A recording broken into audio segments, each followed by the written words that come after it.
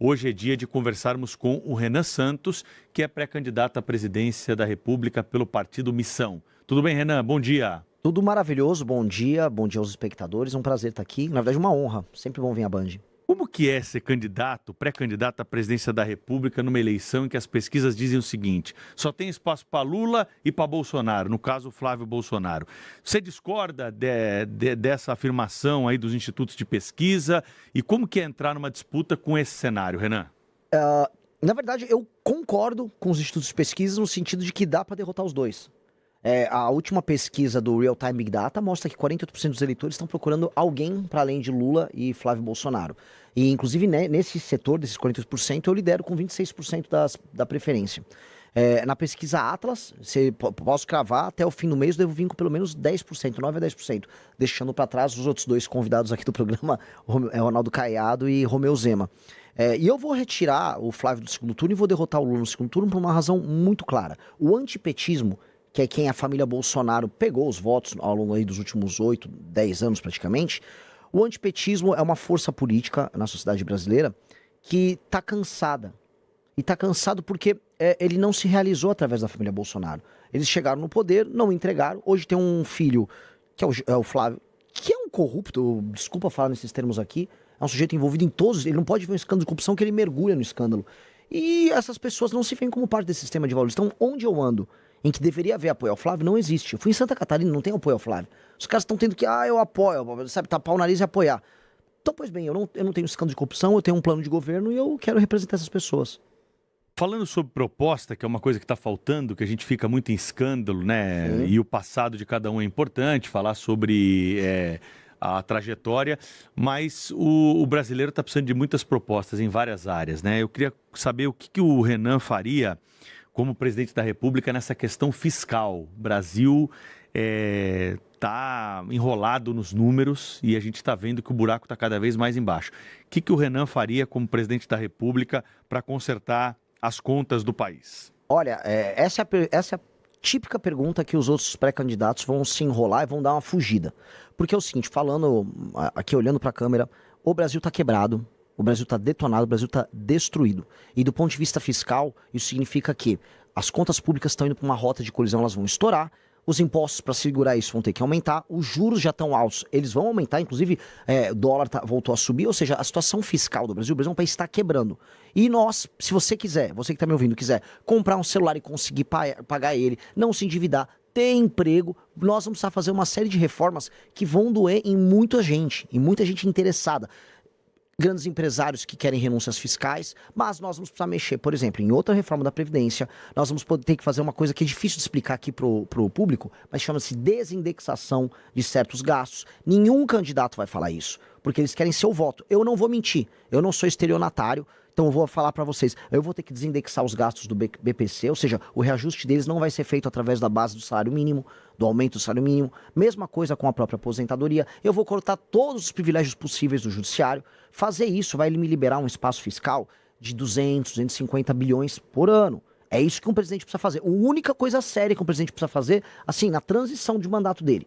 Todos os outros não vão falar isso, porque isso tira voto. Mas eu tô aqui para falar a real. E eu voltando até, linkando com a pergunta anterior. É por isso que eu vou ganhar.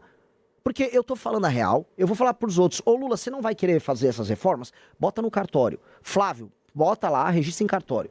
Porque eles estão mentindo. Todo mundo sabe que vai precisar fazer uma reforma fiscal pesadíssima no Brasil. Que é a reforma fiscal que no fim do dia vai permitir que uma pessoa consiga comprar um celular e não ficar endividado. Presidente da República, no atual cenário que a gente tem com o parlamento, tem condições de fazer isso sem essa articulação política, por vontade própria? Tipo, o presidente tem essas ideias que você está apresentando aqui, ele consegue executar imediatamente? Olha, a PEC fiscal minha... Tem que passar pelo parlamento. Lógico, mas eu vou dar um exemplo para você. Eu não só falo. Esse projeto que eu falei fiscal já está protocolado na Câmara dos Deputados pelo meu partido. A gente já tem coisa de 70 e 80 assinaturas coletadas junto ao parlamento. E a ideia é conseguir o número necessário já para botar em tramitação. Eu quero passar essa reforma na transição. É uma reforma que economiza 3,3 trilhões de reais em 10 anos. E aí a gente não vai ficar tendo que discutir todas as vezes nos programas políticos aqui a questão fiscal. É pra gente resolver de vez. E se eu venci, vamos colocar em perspectiva, se eu ganhei a eleição vindo de um partido que tem 6, 7 meses de idade, significa que eu fui um fenômeno eleitoral. Sendo um fenômeno eleitoral, o espírito do tempo no Congresso, ele vai estar sendo pautado por mim e por essa agenda. Então eu não terei tanta dificuldade, pelo menos no início. Depois, a gente sabe que o Congresso vai fazer o necessário para querer, né, me botar uma faca no meu pescoço para querer grana, que é isso que o Congresso quer.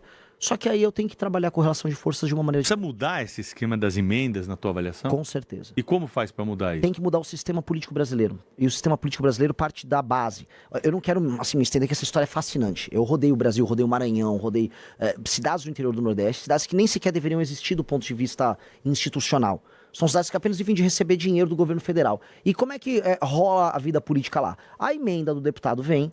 O prefeito, ele opera a emenda, desvia um dinheirinho para comprar voto na eleição. O outro, ele faz um show com o Wesley Safadão ou com algum cantor para poder, né, amealhar o apoio da população. O deputado ganha em cima disso. Nós vamos mudar todo esse sistema. A gente vai fundir as cidades pequenas. Nós precisamos, porque as cidades estão quebradas. E nós vamos fazer uma reforma, que eu chamo de lei de responsabilidade gerencial, que vai condicionar o recebimento das emendas por parte do município, e inclusive o fundo partidário e o fundo eleitoral para os partidos, mediante desempenhos de gestão. Então, se um prefeito ele tem um bom resultado em educação e saúde, ele ganha pontos. Esses pontos autorizam o município a ganhar emenda. Se ele não faz isso, ele não recebe emenda. E aí o município dele tem que se fundir com o município ao lado. E o partido dele tem o fundo partidário e o fundo eleitoral condicionado, veja só, ao desempenho dos prefeitos que estão filiados naquele partido. Portanto, quanto melhor for um prefeito, mais dinheiro o partido tem. Quanto pior o prefeito, menos dinheiro o partido tem. E menos emenda o deputado pode usar. Então a gente faz uma revolução mudando os sistemas de incentivo. Pelo seu cálculo, nós temos 5.000 municípios no Brasil. 5.570. Cairíamos para quanto, assim? Teria que cair para pelo menos, para a gente racionalizar, tem um estudo da Universidade Federal da Paraíba que vai nessa linha, para coisa de 2.300. Pela metade, quase. Porque a maior parte dos municípios... Agora é uma briga política imensa, né? Você vai lutar contra todo mundo, pô. Mas... E aí é PT, PL, MDB, Centrão, União Brasil. Todo mundo tem prefeituras. Todo mundo tem prefeituras, mas todos sabem, eu inclusive fui agora na Marcha Nacional dos Prefeitos, que não tá dando para pagar essa conta. Sim, é uma irracionalidade. E tem um problema. O Centrão, ele é um carrapato. Esses políticos que você estava citando, eles são carrapatos. O carrapato, o máximo de consciência que ele tem, assim, ó, o boi não pode morrer. E o carrapato percebeu que o boi tá morrendo. Então, pode reparar que em vários momentos da história recente do Brasil, chega um momento de colapso, aí eles participam das reformas. O governo Temer foi isso. Aconteceu em alguma medida no governo Itamar Franco, no próprio FHC, até no governo do Collor teve. Então, o carrapato, que são esses caras, já estão vendo, olha, a gente tá sugando demais. Vai ter que fazer alguma coisa pro bicho não morrer. Pois bem, o boi Brasil tá morrendo, ele morre em 2027. Então eles vão ter que participar de um conjunto de reformas. O que é minha pré-candidatura? É a versão mais radical dessas reformas. É a reforma mais agressiva para a gente resolver o Brasil. Se a pessoa quiser viver num país sério, vai ter que fazer essas reformas que eu estou falando. E eu vou ter que convencer as pessoas e os políticos. Mais ou menos o que o Milei está fazendo na Argentina. Exatamente. Porque, assim, o Milei alertou, o Milei fez mais ou menos o que eu tô fazendo aqui. Ele foi na televisão, foi nas rádios e avisou, a Argentina tá quebrada. Eu tô lembrando, por isso que fiz a pergunta aqui. E ele falou, a Argentina tá quebrada, não vai dar pra a Argentina ficar assim. Galera, vamos acordar. Aí os argentinos, é verdade, a gente tá quebrado mesmo. Porque existe uma coisa que é a normalização do absurdo. A Argentina tinha normalizado o absurdo e todo mundo ficava pobre, fazendo racionamento, inflação lá no alto. E eles, não, mas a vida é assim. A vida não é assim. O Milei falou, você não precisa viver assim. Igual a gente vivia antes do Plano Real. O ser humano é um ser incrivelmente adaptável. A gente se adapta ao absurdo. De repente vê o Plano Real, a gente falou, poxa, dá pra viver sem tanta inflação. Mesma coisa que eu tô falando aqui. Dá pra você comprar um celular. E eu falei assim, minhas ambições são muito grandes e ao mesmo tempo são muito simples. Sabe qual é o sonho de um Brasil perfeito no meu primeiro ano? Você conseguir comprar um celular, você não se endividar para comprando celular, e aí você vai andar na rua e ninguém vai roubar ele. Se você conseguir cumprir esse ciclo de comprar um celular sem se endividar e conseguir ir na rua e ninguém te roubar, nossa, já foi uma revolução. Renan Santos, pré-candidato à presidência da República pelo Partido Missão, está concedendo uma entrevista ao vivo aqui à Bandeirantes, transmissão também pelo Band News TV, ao vivo no Jornal Gente. INSS, pergunta que chega todos os dias aqui para a emissora, de pessoas que estão na fila, que tem gente que ainda não conseguiu ainda reaver aqueles valores descontados indevidamente. Como reduzir a fila do INSS, Renan? De maneira clara, nós precisamos... assim, a fila em si, você tem que ter automações e você tem que tirar fraudes. A gente tem uma indústria da fraude que acaba tomando muito tempo na operacional. E hoje você não conseguiu colocar de maneira, vamos dizer, a contento, tanto o machine learning quanto as automações para você conseguir andar mais rápido com os processos. Você também citou agora, vamos dizer, descontos e o escândalo do INSS é um pouco sobre isso, é muito sobre isso, né? Os descontos e as fraudes, os crimes. Pois bem, há um elemento que impacta aí, que são a exploração indevida do idoso através das redes sociais. O escândalo do INSS, em grande medida, envolve pessoas idosas que recebem ligações e que recebem mensagens e que acabam caindo em fraudes e elas não sabem, não têm a matemática financeira, o básico do entendimento do que eu contraí um empréstimo, tô te dando 10 mil reais, só que eu vou te descontar com juros, sei lá, de 6% ao mês, como houve alguns casos. Essas pessoas não conseguem se defender desses casos. Tem que ter uma legislação muito dura contra a fraude e contra idosos. A maior parte das fraudes que estão acontecendo, não só no Brasil, tá? Tem um artigo nos Estados Unidos muito interessante sobre isso. São sobre idosos, porque os idosos hoje, no mundo todo, eles congregam muito dinheiro. Tem muita gente recebendo aposentadoria e tem patrimônio e não sabem usar a internet. E aí as fraudes são focadas nos idosos. Então tem que atacar muito fraude nos idosos. Assim, tem que prender e ter uma legislação muito dura. E o resto é enfiar automações e, do ponto de vista da gestão pública, automação e trabalho, vamos dizer, de digitalização para tirar as filas. Política externa, o Brasil tem que atuar de que forma em relação aos Estados Unidos, essas tarifas que são anunciadas, agora tem essa notícia do fim de semana que nós abordamos mais cedo aqui, do veto à carne brasileira pela União Europeia. Tem que ser uma política mais agressiva, o Brasil tem que se posicionar, ou na tua avaliação nós precisamos dançar conforme a música porque não somos tão fortes quanto outras economias mundiais? Ela respondeu para mim. Infelizmente, por mais que muita gente... O Lula fica vendendo essa história de soberania. Não tem soberania nenhuma. O Brasil depende da China para ter grana, vendendo soja e minério de ferro. A situação humilhante que o Brasil tem com relação à China. A China está falando em construir a ferrovia que liga Ilhéus a Xangai para levar de vez as commodities nossas. E ela mesma investiu, ou seja, não tem nem dinheiro para fazer ferrovia aqui. Situação humilhante. E ainda mais humilhante a situação com os Estados Unidos, que o governo Trump despertou para a América Latina. E aí o Trump virou para o Brasil e falou: baixa a bola aí na tua relação com a China. É o seguinte, nossa relação comercial está desproporcional, vai corrigir isso aí e ainda estou de olho nas tuas terras raras. Aí sabe o que o Lula está tendo que fazer? Está tendo que sentar e conversar sem muita moral. A situação do Lula é humilhante, porque ele não pode discordar da China, porque a gente exporta para a China, e do outro lado ele vai ter que se submeter ao Trump. Então, o que o Brasil tem a fazer? O Brasil tem uma posição que ela, vamos dizer, nos permite negociar bem. É a questão das terras raras. Porque os Estados Unidos precisam disso. Os Estados Unidos hoje estão numa posição de fraqueza com as terras raras. Para aquela que estamos assistindo, né, essas terras raras que são minérios especiais, aí na tabela, parte de baixo da tabela periódica, disprósio, neodímio, um monte de nome esquisito, parece nome de remédio. Um jato F-35, que é a base do sistema de defesa e ataque do governo americano, ele usa 0,5 tonelada de terras raras. E os Estados Unidos não produzem e processam nada disso. E a China tem. Tudo. Não, eles compram tudo da China. Ou seja, a China olha, os jatos de guerra americanos, os drones americanos, são todos feitos com material chinês. Os Estados Unidos precisam montar a cadeia própria. Quem tem 20% da reserva global? E quem está no continente deles é o Brasil. Então o Brasil precisa usar essa posição para falar: você quer conversar, Estados Unidos? Então vamos montar a cadeia inteira das terras raras aqui. Vocês, a União Europeia, o Japão, que está precisando também, a Taiwan, que faz os semicondutores. Traz a cadeia para cá, num projeto de 10, 20, 30 anos, da gente começar a extração, o processamento, e aí fazer turbina de avião aqui, fazer bateria, fazer drone aqui, e aí a gente faz parte de uma cadeia global de produção, assim, com muito valor agregado, que é necessário aos Estados Unidos, que é necessário à União Europeia, e aí que reposiciona o Brasil nesse jogo. Só que não dá pra gente negociar igual o Lula tá negociando, com uma faca no pescoço e querendo fazer showzinho. Ainda nesse capítulo internacional, recentemente tivemos a classificação do PCC e do Comando Vermelho como organizações terroristas. Isso gerou um debate aqui no Brasil que dividiu até especialistas que normalmente estão do mesmo lado da tese, né? Então, muita gente ficou perdida, falou: será que eu devo apoiar isso? Será que vai ser bom ou vai ser ruim? Na tua visão, é bom ou ruim? Quase indiferente. Há um elemento bom no sentido de que as pessoas estão se tocando que o problema é muito grande, a ponto dos Estados Unidos terem falado, pô, olha, isso aqui são organizações terroristas. Do ponto de vista da cooperação internacional, a gente vai ter que fazer, por exemplo, a Polícia Federal Brasileira tem um acordo de cooperação com a CIA, ela tem com o FBI. São instituições diferentes. Agora, do ponto de vista da execução, para derrotar o PCC e o Comando Vermelho, o governo brasileiro vai ter que atuar. Não são os americanos. O problema é que os bolsonaristas lá ficaram vendendo, agora vai dar certo. Vai dar certo o quê? Você vai chamar os americanos para virem resolver um problema nosso? Novamente, aquela coisa da constante humilhação do Brasil. Esses caras ficam humilhando o Brasil. O Lula humilha o Brasil quando vai lá nos Estados Unidos e fica negociando terra rara por conta de uma fraqueza interna dele, de projeto dele, que ficou puxando o saco da China. E do outro lado, o Flávio Bolsonaro vai lá comemorar. Ô, Trump, tira uma foto igual, sabe, um cara que tinha foto com o Neymar, com um ídolo. Tô aqui com o Trump. Que isso? Você pretende ser um chefe de Estado e tá tirando fotinho patética, tentando se apropriar de uma decisão que não veio deles e uma decisão que pra nós é indiferente. Desculpa eu me estender nisso. Flávio Bolsonaro é do Rio de Janeiro.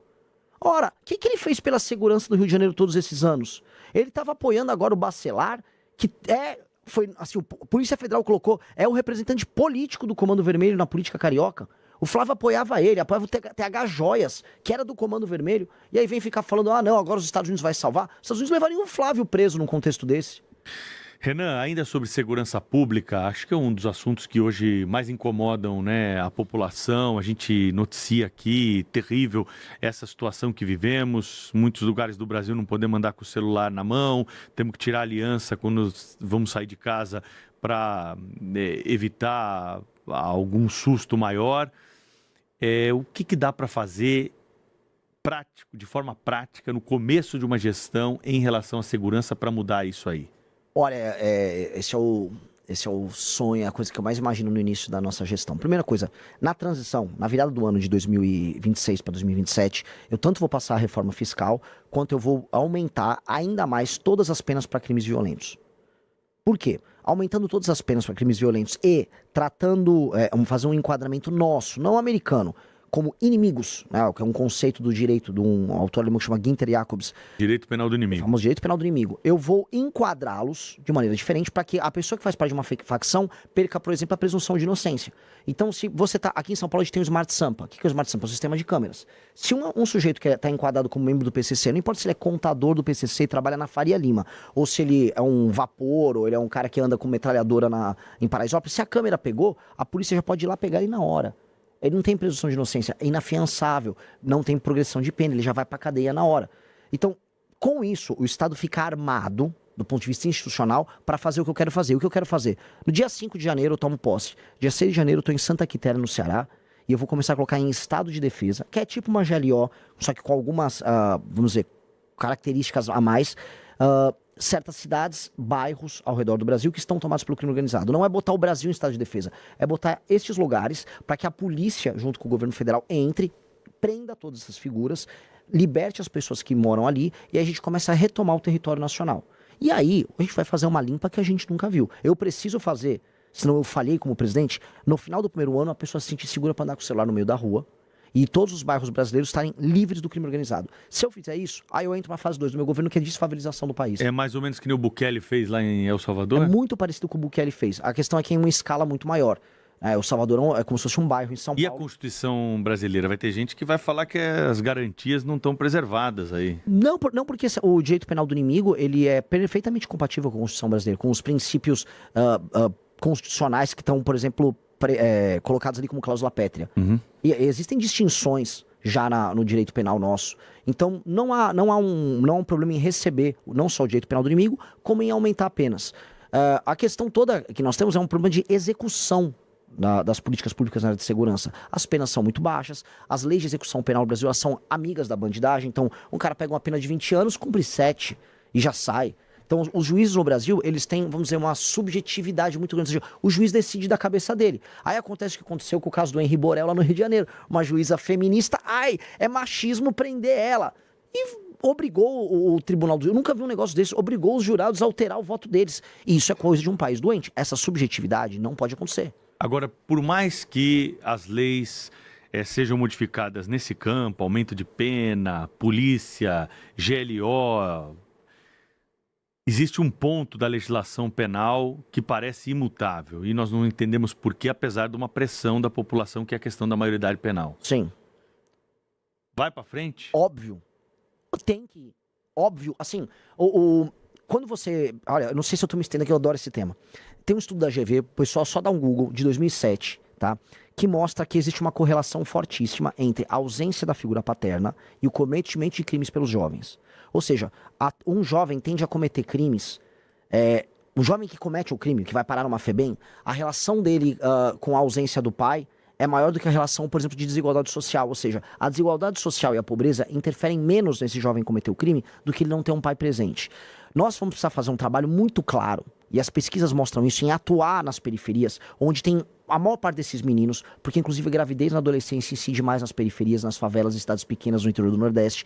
Nós vamos atuar nesses lugares já com, fim da maioridade penal, mas 2, trabalhando já nas escolas para recuperar esses meninos e dar um atendimento psicológico para separar eles, porque eles são garotos que estão numa condição especial. O garoto que comete o crime violento, quase sempre, 80% dos casos, ele não tem o pai. O pai abandonou ele, vem de uma relação complicada. E nós vamos chamar a sociedade civil, igrejas, ONG, auxílio psicológico nas escolas já para focar nesse cara. Para fazer o trabalho preventivo, mas tem que ter junto a punição. Porque hoje está muito barato para uma facção criminosa você morreu um bandido em combate, ou uma pessoa foi trabalhar qualquer coisa, pega um menino com 15, 16 anos e coloca ele para trabalhar na operação. Tá fácil. A gente vai dificultar e vai inviabilizar esse modelo de negócio, porque é um modelo de negócio muito bom para eles. Foi muito fácil. Renan, muita gente aqui que não acompanha de perto assim, a cena política deve estar se perguntando, partido é esse, Missão? Partido que é novo? De onde surgiu Missão? Conta um pouquinho dessa história. Missão foi o último partido fundado no Brasil, provavelmente não haverá outro sendo fundado, porque a legislação é cada vez mais difícil, mais proibitiva para montar partidos. Ele é oriundo do antigo e ainda vivo e super presente MBL, ou seja, as pessoas que fizeram aquelas manifestações famosas em 2015, 2016, que derrubaram Dilma Rousseff, elas entenderam que não adianta só protestar, não adianta só reclamar do governo A, B ou C. Elas só serão respeitadas, e o brasileiro exigiu isso da gente, se a gente fosse uma alternativa de poder. Às vezes eu falava, o Lula não dá, o Bolsonaro não dá, e o eleitor fala assim pra mim, tá bom, mas e aí? Vai pôr quem no lugar? Uma vez um cara me provocou, então vai você, bonitão. Eu falei, tá bom então. Ok. Então nós juntamos mais de 2.000 jovens, na verdade foram 3.500 jovens coletando assinaturas ao redor do Brasil. Começamos a coletar, fizemos um sistema super tecnológico, a gente botou um aplicativo para coleta. Fomos o partido que coletou o maior número de assinaturas no menor período de tempo em todos os estados da federação e conseguimos montar o partido, que é o partido que vem surpreendendo todo mundo, porque hoje, por exemplo, nas vaquinhas online, é o partido que mais arrecadou doações, é o partido que tem maior audiência em redes sociais e é um partido que tem 6, 7 meses de idade. Para finalizar, acho que esse é um bom tema também. Você é favorável a uma mudança no sistema de financiamento das eleições? Financiamento público está errado? Eu acho que o modelo atual está. O modelo atual está... Veja, vários países sérios têm financiamento público. E eu andando... Qual que é a diferença para o nosso? O sistema de incentivo dele. Hoje, um partido recebe dinheiro mediante o número de deputados que ele elege. E aí você tem todo um incentivo em lançar deputados caricatos como um Tiririca, uma Erika Hilton, que tem muitos votos, lacrando em rede social. E aí essas figuras são eleitas e o partido enche os cofres dele. Então o partido não tem nenhum incentivo em colocar gente boa. O partido tem que colocar gente famosa, ou gente que vai levar voto, ou gente que compra voto. Porque você coloca um deputado, vamos dizer, do Centrão, ele achaca o governo, pega um monte de emenda, essa emenda ele compra o voto na base, e aí você fica rodando um ciclo. Este ciclo tem que mudar. Tem países sérios que têm um financiamento público. Eu sou contra, por princípio, o financiamento público. Eu gostaria que não houvesse. Mas, se for um consenso da sociedade ou dos próprios partidos que terá que haver, eu vou mudar o sistema de incentivo, que é aquilo que eu te contei. Se o dinheiro que for pro partido for baseado no desempenho do prefeito, com métricas objetivas, do tipo ranking de educação, diminuição do número de homicídios, aumento da atividade econômica, aumento do saneamento básico, aí os prefeitos ganham pontos e o partido que tem aqueles prefeitos tiverem um número possível de pontos recebem mais dinheiro. Aí a regra vira assim, quanto mais o político trabalha pro Brasil, mais o partido dele tem dinheiro. Aí funciona, aí fica até barato, aí vale a pena. Então, eu acredito nisso. Ou acaba, ou muda o sistema de incentivo. Última pergunta. Quantos ministérios tem que ter o Brasil? O Brasil não precisa ter mais de 19, 20 ministérios. O Brasil não precisa. E ainda... muito, não? Não. Se eu for falar pra você, eu preciso de 8, 9, 10. Eu posso fazer. Só que você vai ter que ter secretarias específicas que vão ter status de ministério dentro dos ministérios. Dá na mesma. Dá na mesma. Isso é um discurso legal de falar, mas na prática, eu vou acabar com o Ministério da Cultura. Sim, mas você teria uma Secretaria de Cultura? Sim, você precisa ter uma Secretaria de Cultura. Então, no fim do dia, tem muito ministério inútil, esses ministérios de desenvolvimento humano, igualdade racial, Ministério da Pesca, é ministério para inglês ver. Tira-os para inglês ver. O resto tem funções claras que o Estado vai precisar. E aí, você ter 15, 12, 10 e um grupo de secretarias, aí é o que o presidente vai fazer. Renan Santos conversou com a gente, vai voltar certamente até outubro aqui na nossa cobertura eleitoral, pré-candidato pelo Missão à Presidência da República. Obrigado pela entrevista, até uma próxima. Obrigado, foi uma honra participar. Gostou do vídeo? Dê um like e se inscreva no nosso canal para mais conteúdos como esse. Até mais!